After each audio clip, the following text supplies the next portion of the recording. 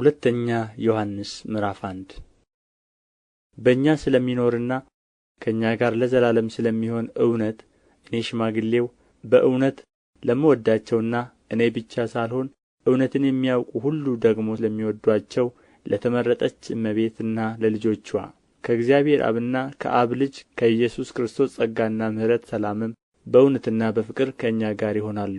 ትእዛዝን ከአብ እንደ ተቀበልን ከልጆችሽ በእውነት የሚሄዱ አንዳንዶችን ስላገኘኋቸው እጅግ ደስ ብሎኛል። አሁንም እመቤት ሆይ እርስ በርሳችን እንድንዋደድ እለምንሻለሁ። ይህች ከመጀመሪያ በእኛ ዘንድ የነበረች ትእዛዝ ናት እንጂ አዲስ ትእዛዝን እንደምጽፍልሽ አይደለም። እንደ ትእዛዛቱም እንሄድ ዘንድ ይህ ፍቅር ነው። ከመጀመሪያ እንደ ሰማችሁ በእርሷ ትሄዱ ዘንድ ትእዛዙ ይህች ናት። ብዙ አሳቾች ወደ ዓለም ገብተዋልና እነርሱም ኢየሱስ ክርስቶስ በሥጋ እንደ መጣ የማያምኑ ናቸው። ይህ አሳቹና የክርስቶስ ተቃዋሚው ነው። ሙሉ ደመወዝን እንድትቀበሉ እንጂ የሠራችሁትን እንዳታጠፉ ለራሳችሁ ተጠንቀቁ። ለሚወጣ ሁሉ በክርስቶስ ትምህርት ለማይኖር ሰው አምላክ የለውም። በክርስቶስ ትምህርት ለሚኖር አብና ወልድ አሉት።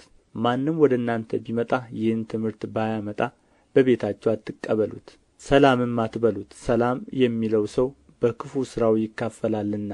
እንድጽፍላችሁ የምፈልገው ብዙ ነገር ሳለኝ በወረቀትና በቀለም ልጽፈው አልወድም። ዳሩ ግን ደስታችሁ ፍጹም እንዲሆን ወደ እናንተ ልመጣ አፍ ለአፍም ልናገራችሁ ተስፋ አደርጋለሁ።